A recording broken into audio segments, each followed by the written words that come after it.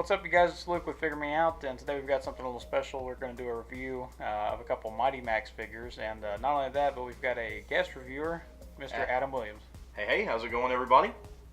Adam's a longtime friend of mine, fan of the show, and so we're going to go ahead and just talk about Mighty Max. We've got a couple here. It was a line that ran sometime in the 90s.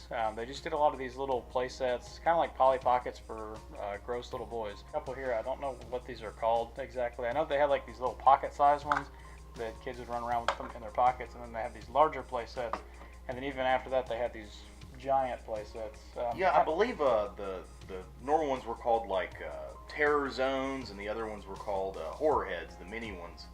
I couldn't really tell you exactly which ones. I just know I personally collected quite a few of these when I was a kid, when I was a lot younger, because I was born in '89. I was a very small child whenever these were finally getting done.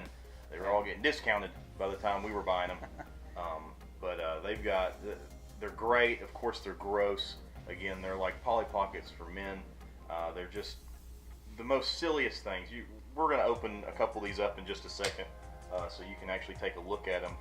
But they've got the articulations out of this world, and it's just got that 90s feel. Everything's very plasticky and bumpy, and I guarantee we're going to open this up and there's going to be some plastic sculpted spiders and little cheesy stuff like skeletons molded right into that plastic.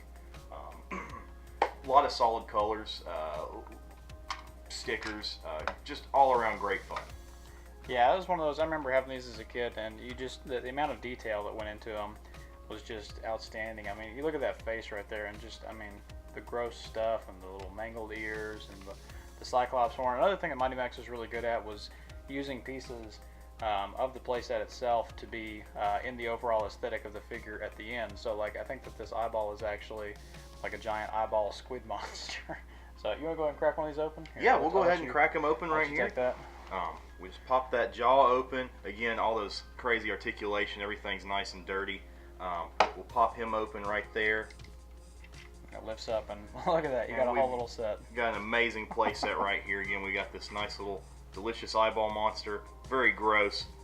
Love him. Put him right there. You've got your Mighty Max toys. They're all very, very small. Very small. That's probably why they don't make these much anymore, is because I'm sure that that's some sort of a choking hazard. I know that probably back in the 90s, at least one kid stuffed those up their nose or in their ears or something, and parents probably freaked out. I'm thinking that's probably a huge reason why you don't see these anymore. Even like the Polly Pockets nowadays, I think, are a lot bigger, just so kids can't swallow them. Yeah, so you're not dying. But as we can see here, this is a whole little world. We really need to get the name of this set, but who cares? We're just reviewing this for fun. We'll put it at the end here. We've got essentially, your Cyclops head. We open this up. This is some type of castle-like setting. We've got steps that lead up. This was the horn for that Cyclops itself. We have the main bad guy right here. Of course, he's not a Cyclops, so that's great. We got Mighty Max carrying a wrench. For some reason. Sure. Why not? Behind here, we've actually have a trapdoor that lifts open. I don't know if you guys can see inside there. There's just some stickers. It's got skulls, obviously some type of dungeon. The steps leading up here lead to some type of mad doctor's house. We've got swords hanging up. We've got potion bottle that looks very dubious right here. All kinds of crazy stuff. Got a guillotine. Oh, that's cool. Staircase leading up, and not only this, I just noticed this not too long ago. This little tip right here actually flops on over, and that is obviously some kind of other machinery. And we've got the what'd you call that, Luke? We got some kind of eye right there. It looks like the eye of Agamotto or something. But yeah, this little piece that flipped down was actually, whenever that face was flipped up, that's a tooth, and then it flips down and it turns into this little whatever that thing is. All of it's really neat the way that everything just kind of comes together, and that little figure, there's certain places in here where you can actually, it's got footholds for him to stand in. So there's certain places like down here at the bottom, you've got the footholds for this guy, because that way you can actually have him standing in there, or whenever you're not using the playset, you can, you can kind of lock him in place there. But one of the things that I always loved about Mighty Max was just that attention to detail and just all the stuff. It didn't all get painted necessarily On this one, a lot of it did, a lot of that. But I mean, just everywhere you look, there's something to look at, like a little cauldron right here. There's some battle axe back on the thing there. Just all kinds of just stuff everywhere. I mean, and that's really kind of the love of these sets. The reason that people like them so much is because, or I think at least, is because they just had so much going on. Like you got that little eyeball monster. There's little baby eyeball monsters right there in the jaw. Like you wouldn't even see that unless you just were turning it around for some reason. Just these little green things. What is that? What is all this stuff? I don't know, but it's just kind of neat to explore and look at. But that's kind of the draw of Mighty Max, I think, was just how ridiculous it was. And then whenever you're done, at the end of the day, you just kind of take everything and put it back together. Even like these little coffins, like that opens up. There's always something to find and something to explore, something neat. And you just stick that little squid monster on there and pop it back down, and well, now you've got a little thing to go on your shelf. And that staircase earlier turns into a Cyclops horn. And they all had like this Mighty Max symbol on them too. All these big nice metallic paint. Yeah, it was very shimmery and very like you knew that you were looking at a Mighty Max. So that was always kind of cool. And then this little one here, we'll just kind of help it open too. I believe these ones are the ones called the Horror Heads. We'll get the right names for it at the end of this video. Horror Heads, yeah, these were just like a few bucks, I think, whenever they first came out. I remember getting these like KB Toys, Yeah. back before when that was a thing, and it was just, they're like you said, that'd always be in the discount bin, and just kind of.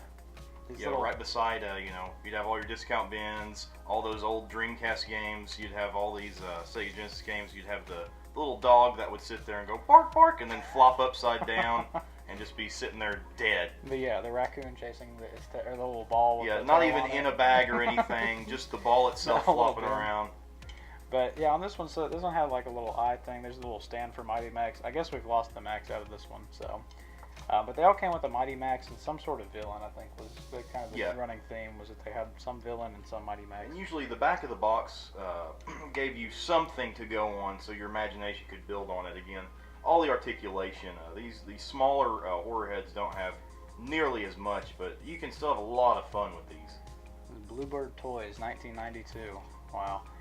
And yeah, on this one, you just got not as much going on as the bigger ones because, like I said, these were cheaper, on the smaller scale. But you still got the little place where you can store your Mighty Max. You got some sort of looks like skeletons, like robot skeletons or something in the bottom there. Yeah, that's exactly what I would say. Looks like some alien, some H.R. Geiger stuff. Yeah, it almost kind of looks like a xenomorph skeleton or something. I don't know, it's weird. And then at the top here, you got more of that just that detail, just stuff everywhere. And then on the front, of course, you got that little vampire or zombie. Kind of looks like what's that Marvel guy? Deathstroke or. Yeah, Slade or Deathstroke. Deathstroke, yeah, it kind of looks like Deathstroke, like that zombie gross head. But yeah, and then everything just kind of pops back in place, and you throw your little figure in there, and you throw it in your pocket, and then you guys go hit the playground. It's from a simpler time. These things are really great. So I have fond memories of Mighty Max. Adam, I know you do too. Oh, Mighty Max. Any of those small things, Mighty Max, Micro Machines. We were just talking about the Muscle line that they relaunched later in 2003 as Ultimate Muscle, along with that franchise. That Z-Bots, this is the pinnacle of the 90s, guys. It's just these little small, little dinky toys that are just full of articulation. The plastic's hard. I'd probably take a hammer to this thing. And it's not going to break. But overall, great toys. I recommend it if you're going to collect it. I personally... if you were going to put this in the bin, put it on a shelf and just stare at it, it just out of your mind. I personally would put this on the coffee table, play with it every once in a while. Nice little piece for your friends to come over, play with, show them something when they were a kid. But overall, I think these are great toys. Yeah, no, I agree. I think that they're really fun. What was your favorite Mighty Max growing up? The favorite one I had one that was a snake opened up into a actual cool little Egyptian tomb, and you'd actually gotten one a while ago for me, and it was great. It's actually like it's a green zombie finger. Yeah, the zombie hand. And it's great. That set is great. One day, maybe eventually, we'll review that. But it's got multiple points of articulation. It's got you know, a mad scientist warehouse. It's all kinds of crazy stuff, zombies, all that good stuff you'd love when you were a child. But yeah, guys, this is Mighty Max. Yep, Mighty Max. So let us know in the comments, what was your favorite Mighty Max growing up? Did you have any of these? Did you eat any of them? Are you the reason that we don't have these now, or that they stopped making them? I know my brother personally put a Lego penny up his nose, so we had to stop. I think that's why Lego stopped in those little coins, is because kids were shoving them up their nose. But maybe not. I don't know. I could just be making stuff up. But yeah, let us know what your favorite Mighty Max was in the comments. Hit like, hit subscribe, and in the meantime, keep trying to figure us out.